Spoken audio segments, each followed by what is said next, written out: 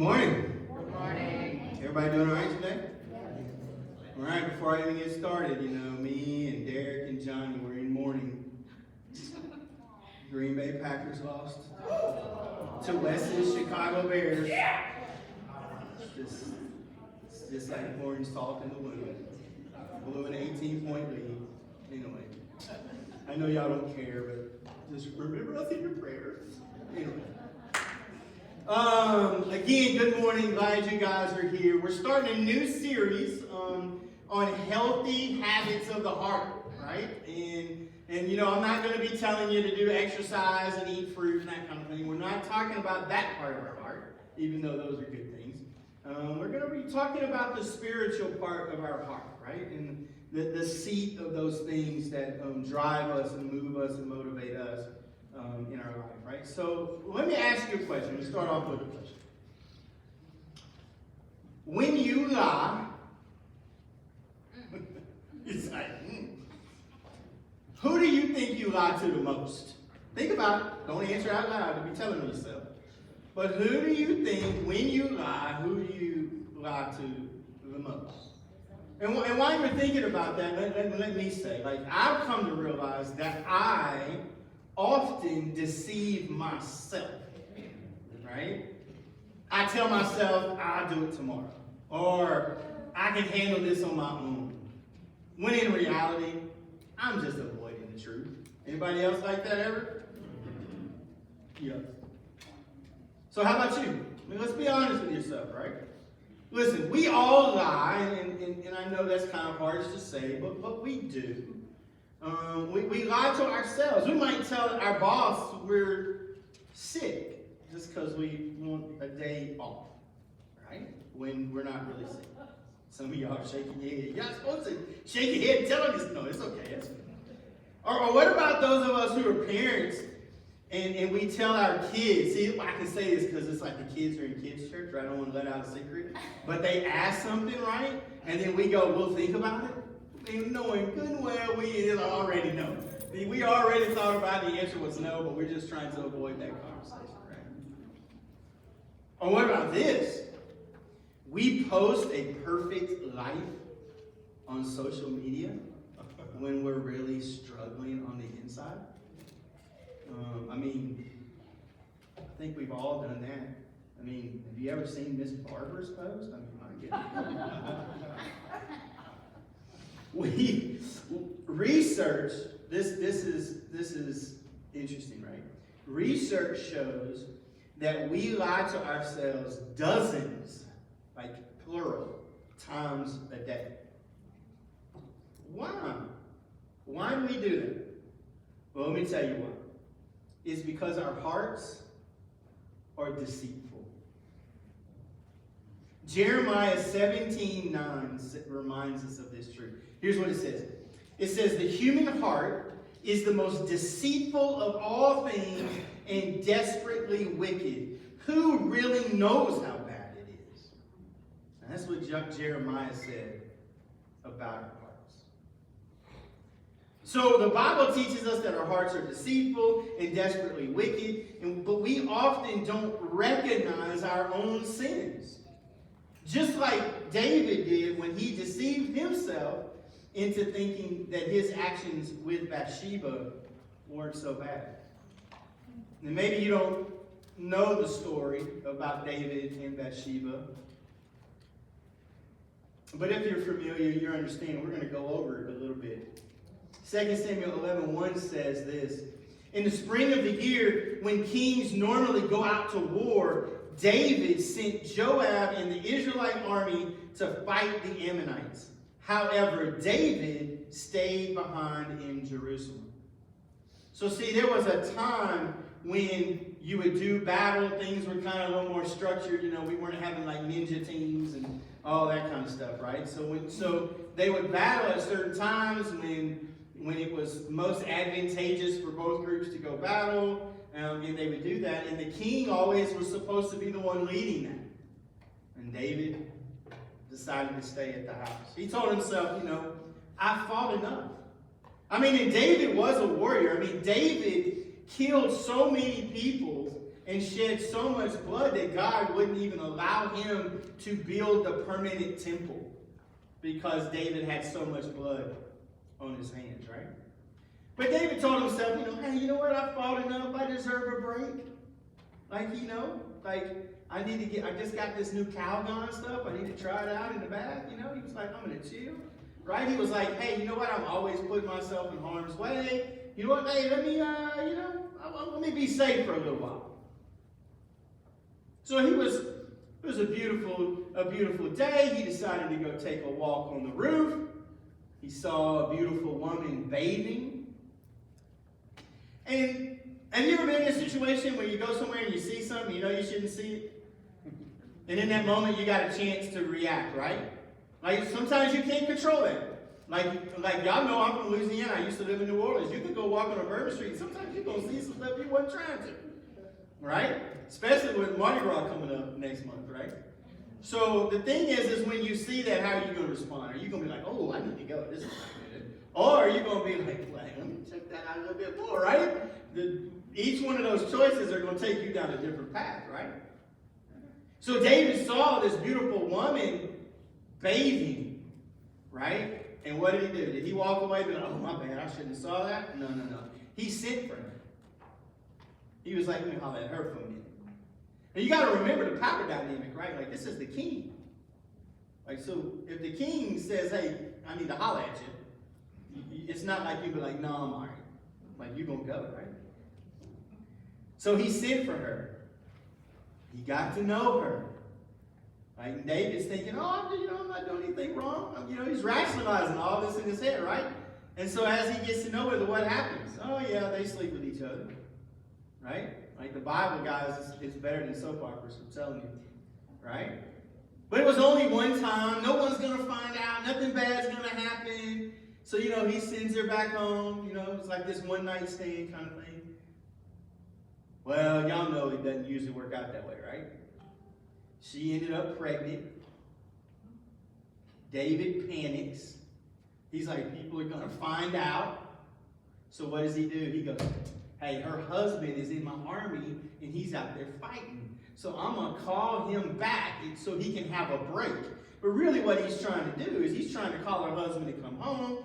He's been out fighting. He's been sleeping in tents or on whatever. He's like, hey, I'm going to bring you back. He's going to get to go sleep in his own bed. Him and his wife going to put on some Marvin Gaye. It's going to be great. And then the next thing you know, when she ends up pregnant, they're going to be like, oh, yeah, that's when Uriah came back from battle. And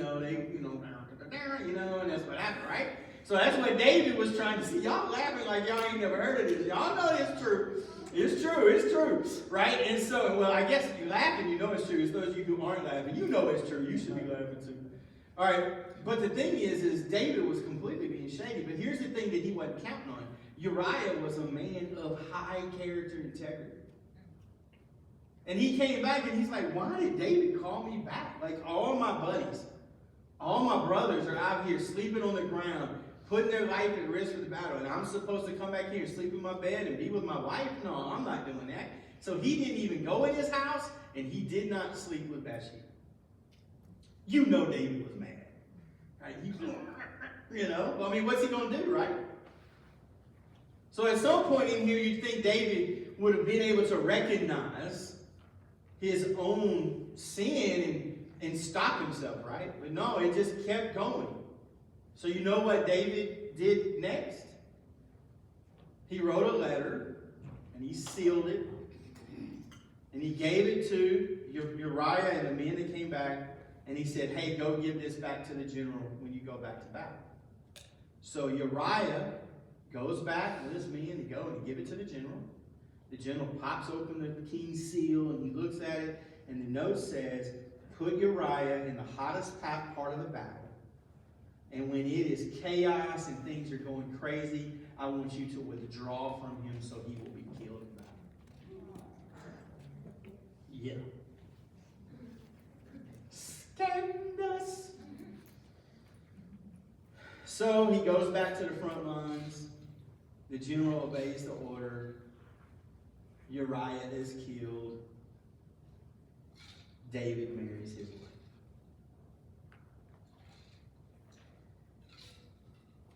David was also known as what? Does anybody know? A man after what? God's own heart. God's own heart. David abused his power. He violated Bathsheba. He committed adultery. He wrecked a family. He murdered Uriah. He fathered a baby. The baby got sick. The baby died. All because of David's own self-deception. David didn't recognize his sin.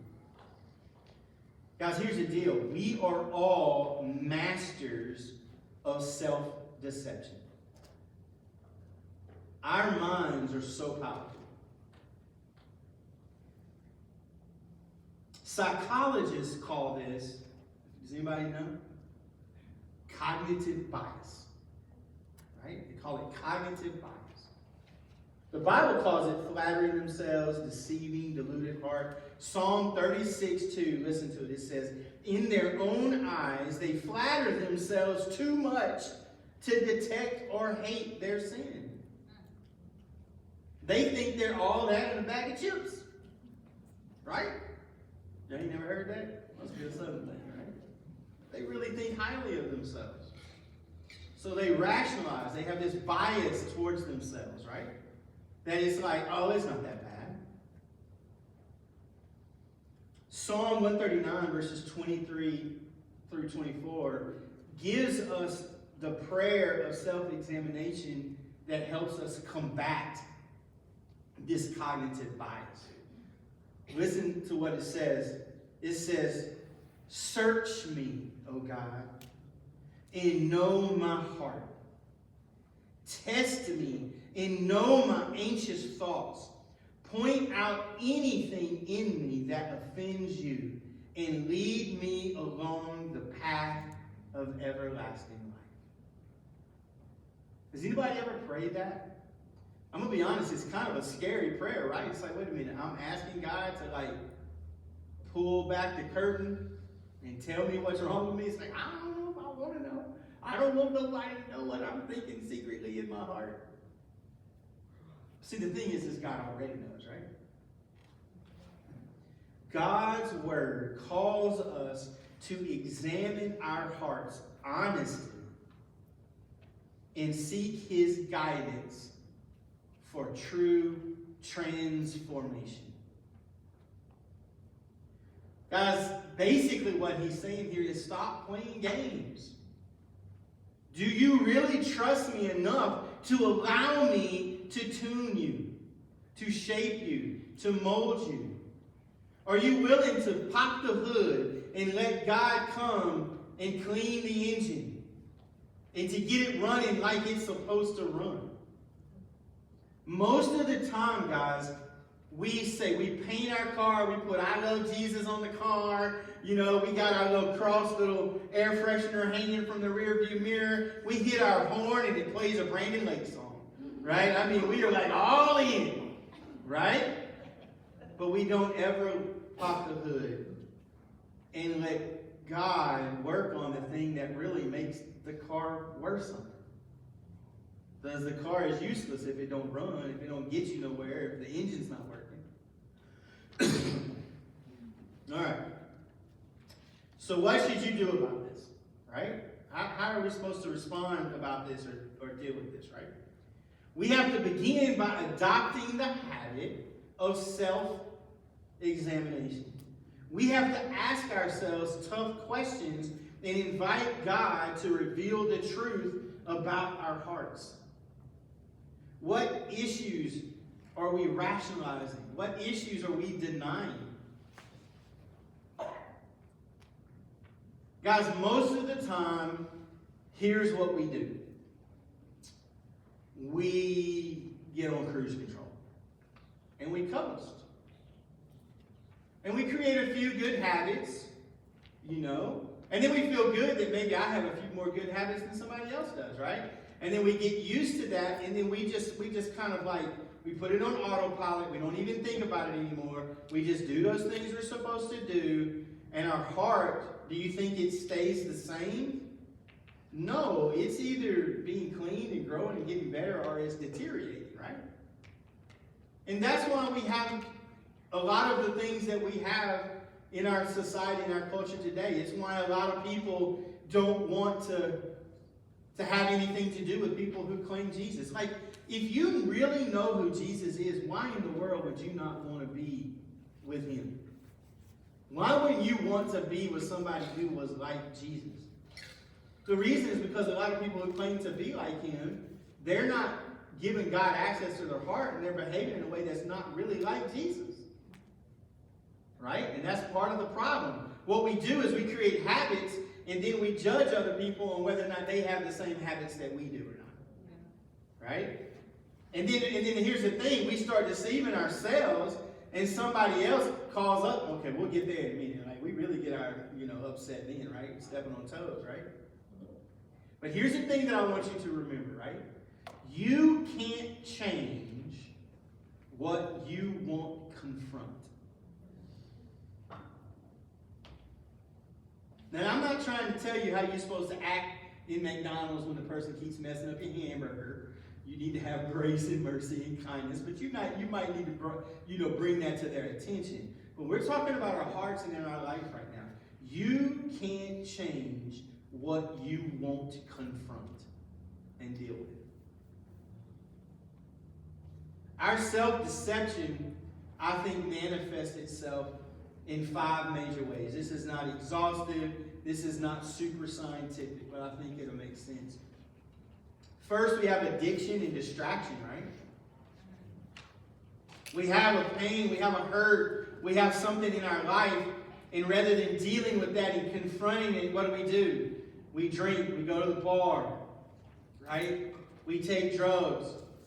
We have this emptiness, we have this hurt, and rather than dealing with it, we try to numb ourselves, right? Does that work? For a little bit. You might forget for a little while in that moment, but then it comes back worse. It's still there. It never gets fixed. And you're going to have to drink so much alcohol to forget it. You're going to end up being an alcoholic, and the rest of your life is going to crash the way David's life did. Or what about distractions, right? You get so busy doing this or that or whatever that you can just distract yourself. Oh, I'm hurting, I'm going through this. Oh, you just got to stay busy. You just got to keep doing those things. And guys, I know it's easy for us to talk about alcohol and drugs, but what about sexual relationships? What about pornography? What about, it's anything, right? And it could even be good things. It could be you're in a marriage relationship and your marriage is falling apart and you don't deal with that. You just pour all yourself into your kids. And you end up worshiping your kids. And your marriage is falling apart. As soon as the kids get out of high school, what's the first thing that happens? The marriage falls apart, you get a divorce and whatever, and people are going like, whoa, what's going on?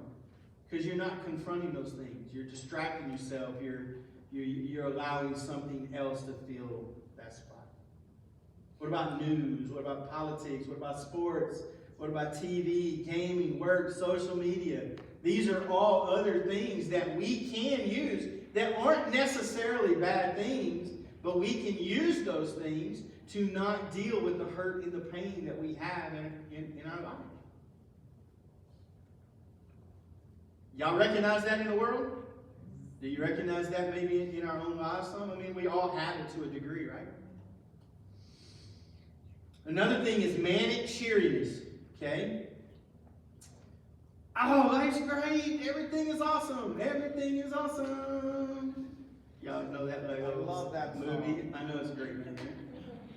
It's just ignoring the things that are out there. Later today in our next steps, David is going to pray for what's going on in Iran and for what's going on in our country with conflicts about things.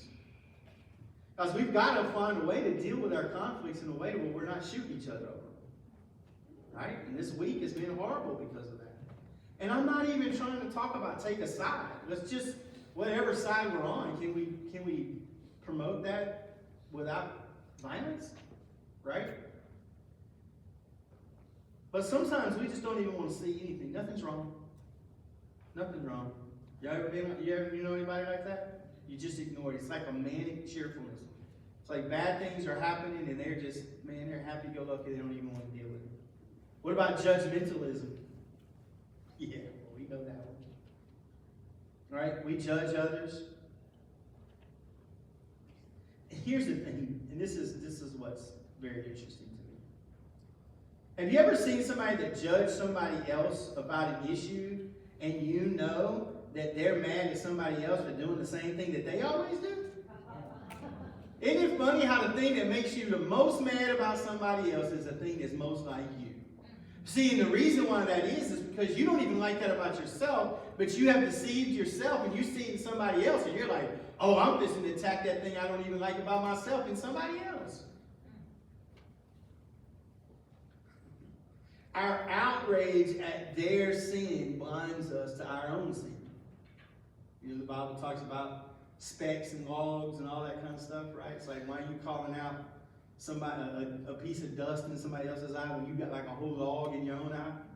This is what he's talking about, right? We've got to own our vulnerability and really take a look at what those things are. Do you have people in your life that you ask them, hey, what could I do better in this? How can I be better? How can we do these things? Guys, I have someone that like I send the video of my sermons to, and I'm like, man, tear me up. What I do good, what I do bad. And then some days I'm like, yeah, I ain't find nothing good. You know, I mean, it's painful, right? But my desire to be better or to be relevant or to provide a message that impacts people's lives in a positive way is more important to me than me being a little bit uncomfortable or getting my feelings hurt a little bit. And sometimes I get my feelings hurt, but you know what? Good. I'll get over it. It's going to make me better. Right? We've got to have that kind of attitude. And, you know, and I don't always do that well. But I try. What about defensiveness? This is kind of the opposite of manic cheeriness, right? Have you ever been around a defensive person? Like they're offended at any suggestion that they have a problem, right? I mean, they're getting mad. It's not my fault. I don't have a problem. It's their problem. It's that other political party's problem. It's their problem. Or, well, I don't like Leave It to Beaver. He's dumb. I'm like, whatever it is, right? Like you find that thing. It's just like, and you're hammered. And you can't even, it's like you're so busy hating on the other tribe that you can't even see the things that you're contributing to the hate. If you can't see and understand and feel that right now, then you probably need to go back and talk about that prayer, because let me tell you something. This one, man, that's all everywhere in our country, in our culture, in our society right now. We want to blame the other people. A lot of times before we even have the facts of even what happened, we've already decided how we feel about it. And then that leads us to like cynicism. Have you ever been someone who's a cynic? You know, everything's wrong. Everyone else is the problem. In the coaching world, there's a lot of times you'll deal with a coach that's a really older coach that's been coaching a long time. And then you say, hey man, how's things going with the coach? And stuff? Oh man, these kids today, these new generation, they can't, you know, and it's just like every problem that he has is because kids are young. And then I'm sitting here going like, okay, when were kids not young? The problem is he hasn't changed with the times in any kind of way. He still wants all of society, all families, all kids, all everything to still cater to the way he did it 40 years ago because that worked and he doesn't want to change. So rather than being self-aware, rather than having someone in his life that's helped him change and adapt over the years, he sits there and he's a cynic and he hates everything. Kids aren't tough. I used to go to school uphill in the snow both ways. I couldn't go back home the same way I did. I had to go up and go around, you know, and all this kind of stuff. Oh, you guys got windshield wipers. I had to have my hand with a rag when I was driving. I mean, you know, it's like, it's whatever it is. Or it can be the kids. Oh, these old people, they don't understand anything. They don't know anything. They're always trying to tell me something. Well, yeah, maybe because they've had some life in, that they've lived and they're trying to help you out. No, they just cranky or just a boomer, or whatever, right? I mean, it goes both ways, right? But we can be cynics where everything's wrong. It's always somebody else's fault. It's all that kind of stuff. Guys, these are all things that manifest, and really what it is it's self-deception, right?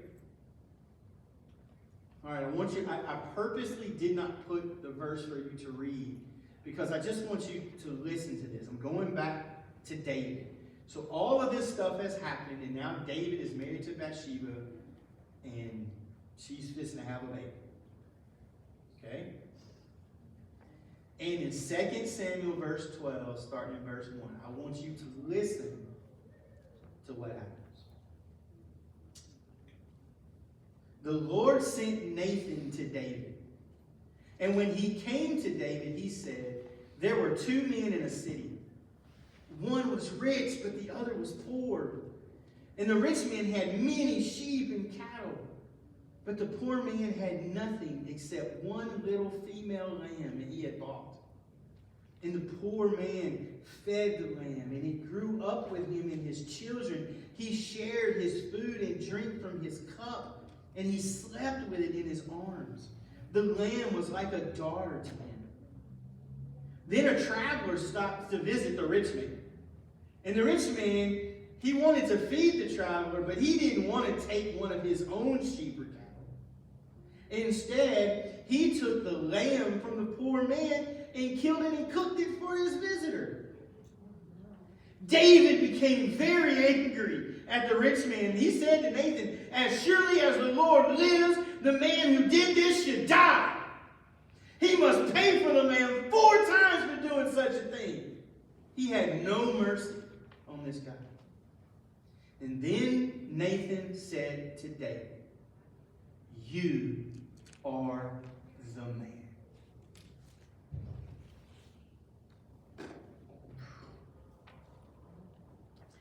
I don't know, chances are you have.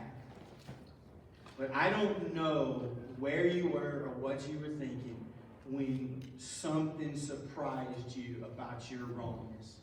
Like you didn't think you were doing anything, you had deceived yourself very well, and somebody says something to you, or God allows something to happen to you, and then all of a sudden it's like the light bulb comes on.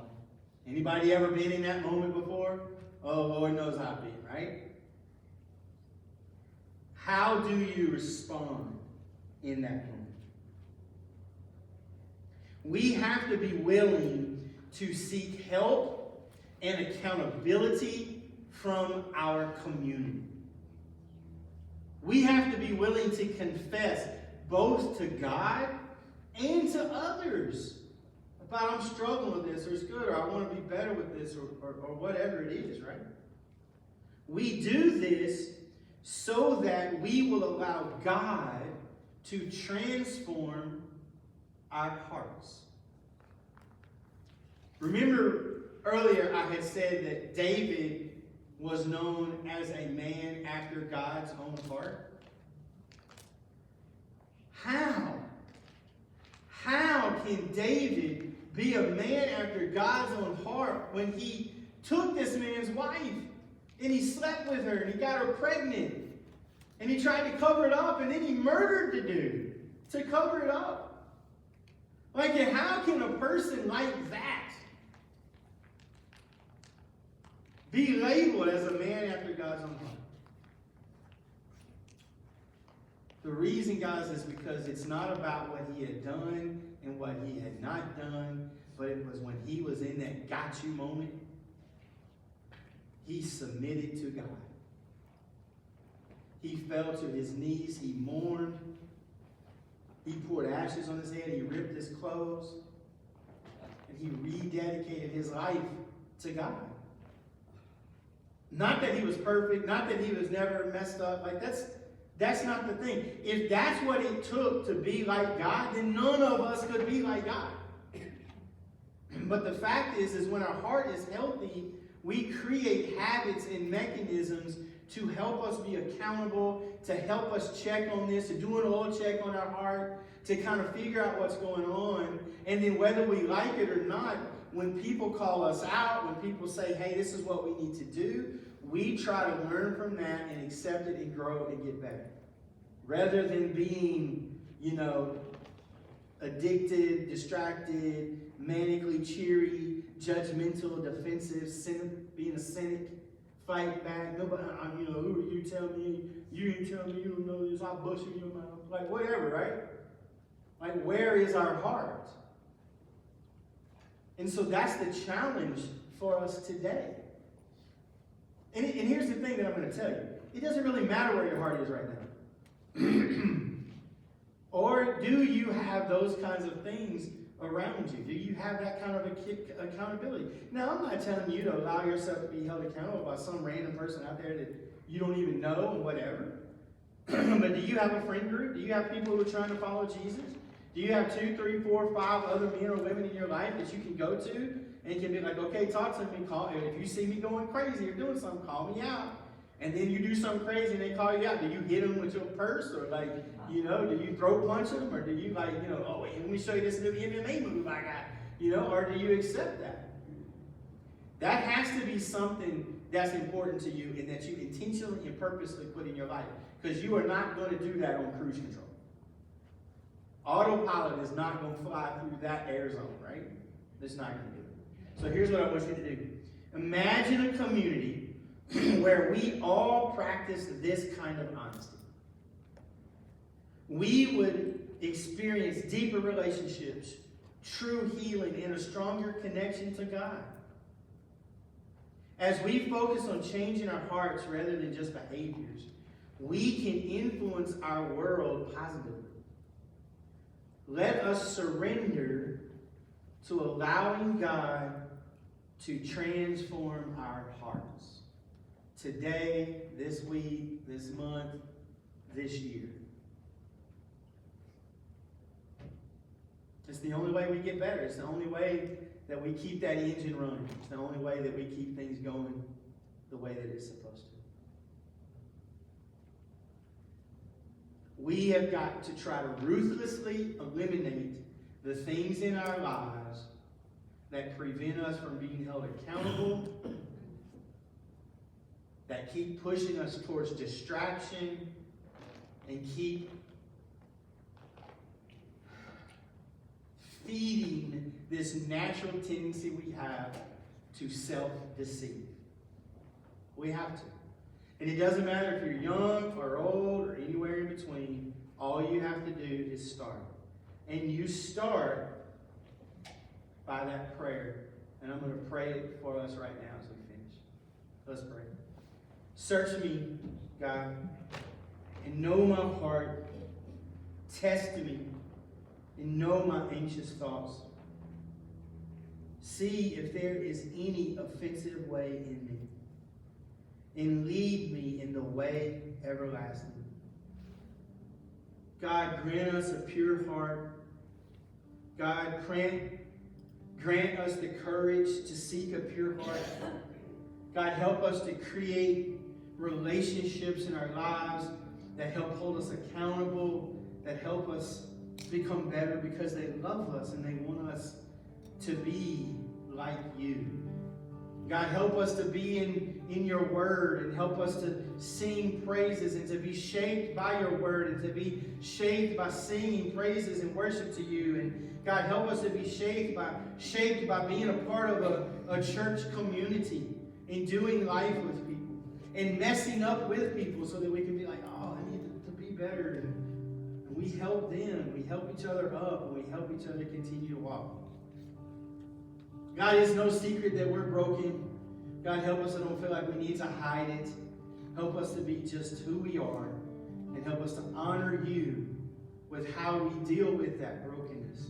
And how we love those who are broken and who are self-deceived. Help us to see them the way that you see us. Help us to love them the way that you love us. But God, also help us to love ourselves the way that you love us. So that it would be important to us to seek a pure and clean heart. God, we love you. Thank you for your Son. Thank you for his sacrifice. And help us to honor him in